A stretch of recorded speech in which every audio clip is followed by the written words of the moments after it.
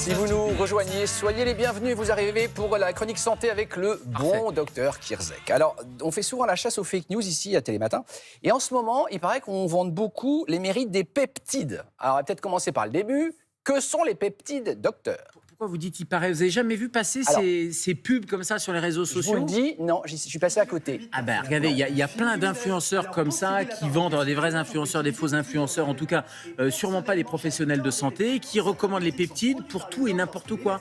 Pour les rides, alors ce garçon il dit que c'est des protéines essentielles pour le maintien de la peau par exemple, il y en a d'autres c'est pour la vitalité ou pour les muscles, pour renforcer les muscles. Donc on voit passer comme ça plein ouais, c'est de la publicité parce que c'est marqué collaboration commerciale dessous. Les peptides, c'est quoi? C'est vraiment scientifique à la base et c'est un peu le problème de toutes ces dérives marketing. Il y a les petites briques, les acides aminés. Les petites briques, quand elles sont constituées en Lego, ça donne la protéine. Et entre les deux, quand on met les acides aminés et qu'on les accroche ensemble, ça fait des peptides. Donc c'est des petites molécules, des petites protéines. C'est plus petit que les protéines.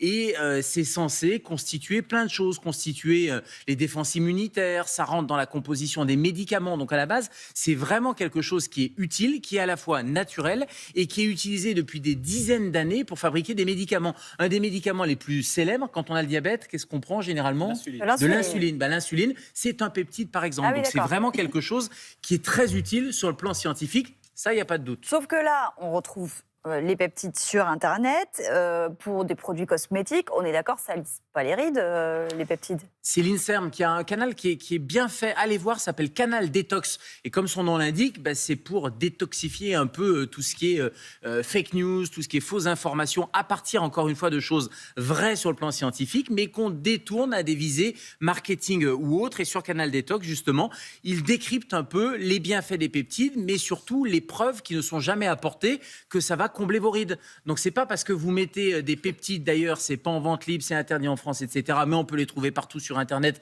et à l'étranger. Il n'y a aucune preuve que ça va combler les rides.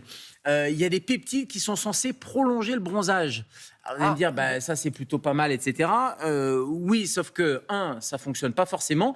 Mais pire que ça, il y a la Société américaine de cancérologie qui a mis en garde en disant qu'il y avait des risques d'allergie, mais il y a même des risques de cancer de la peau, de mélanome avec ces prolongateurs de bronzage. Donc, des maux de tête, des vomissements, des réactions allergiques, vous allez me dire, ça, c'est pas très grave. Apparition de nouveaux grains de beauté ou pigments, ça, c'est plus problématique. Et puis, les mélanomes, alors, point d'interrogation, il n'y a pas de lien de causalité là aussi, mais est-ce que le jeu en vaut la chandelle? Est-ce qu'on va prendre le risque, finalement, de prendre des choses qui sont interdites, qu'on commande je ne sais où sur Internet et risquer ce genre d'effets secondaires? Et puis, pour les muscles, parce que je disais, ça renforce les muscles, ça augmente la vitalité, etc., ce sont des dérivés de facteurs de croissance. Et qui dit facteur de croissance dit que ça fait croître les cellules dans l'organisme.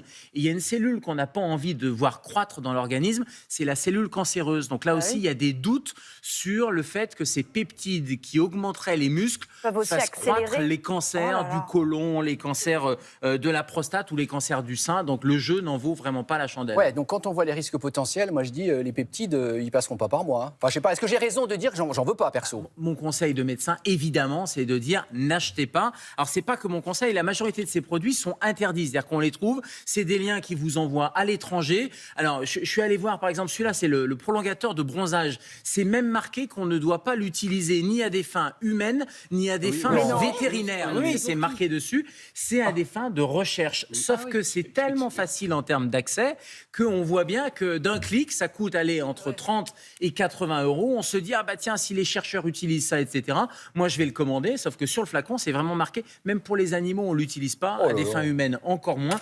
Mais le problème, c'est l'accessibilité. Donc vraiment, faites attention quand il y a ces pubs. Faites attention quand vous avez des espèces d'influenceurs en blouse blanche. Vous avez l'impression que c'est des professionnels de santé. Ce n'est pas du tout le cas. Et c'est marqué dessous collaboration commerciale. Et ça vous envoie je ne sais où. Merci pour cette mise en garde, docteur.